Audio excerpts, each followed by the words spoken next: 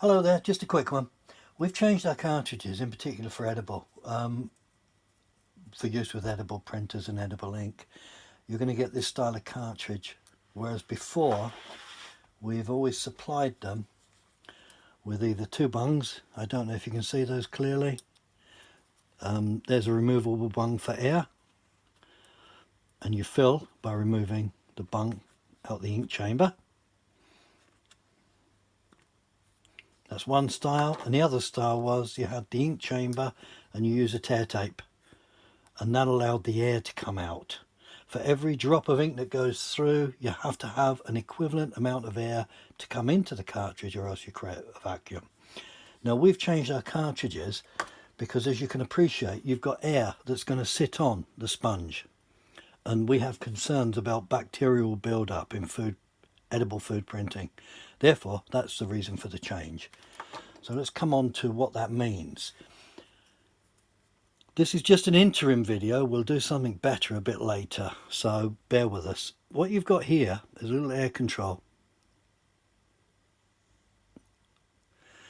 At that point now, we fill the ink in the same place. We've got an ink container. We fill the ink and it comes through to the sponge, and as you can see, there's no way air can get onto that sponge and create a bacterial hazard.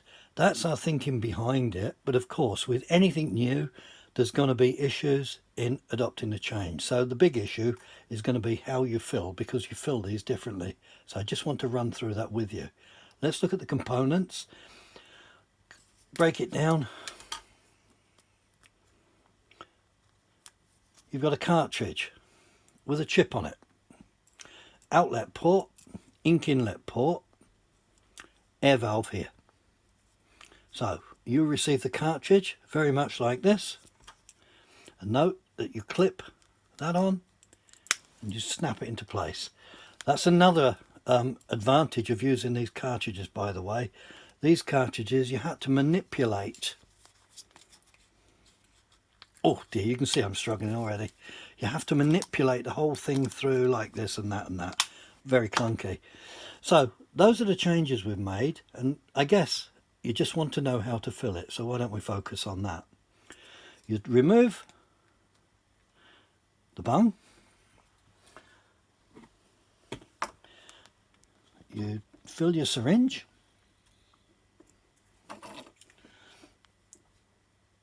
and we recommend you only fill halfway. Oops, excuse me, obviously too much to drink at Christmas. So you fill in there halfway. That should approximate the volume that you're going to get into. Now this is going to prove tricky, isn't it? Into the sponge area. And all you would do, as you see, you have a small amount moving in. So all you do is click there, and just till it starts to roll. And note that I've not removed the orange cradle too far off, and you'll see why shortly. Small angle, let it come down.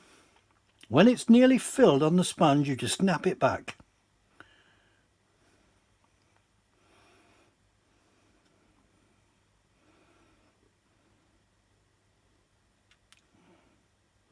Yeah.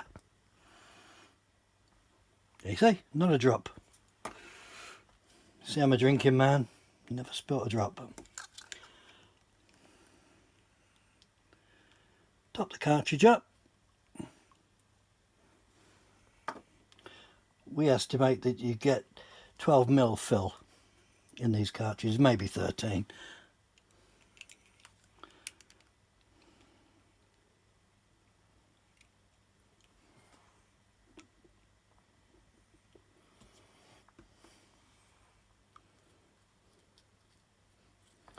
That's it, you got a filled cartridge, and you really shouldn't do that, put your thumb on the chip, but that's how you fill them. Thanks.